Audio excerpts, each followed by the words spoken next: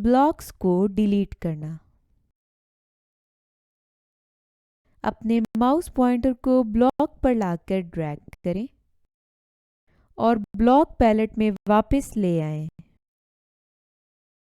आपने देखा कि ब्लॉक स्क्रिप्ट एरिया से डिलीट हो गया है।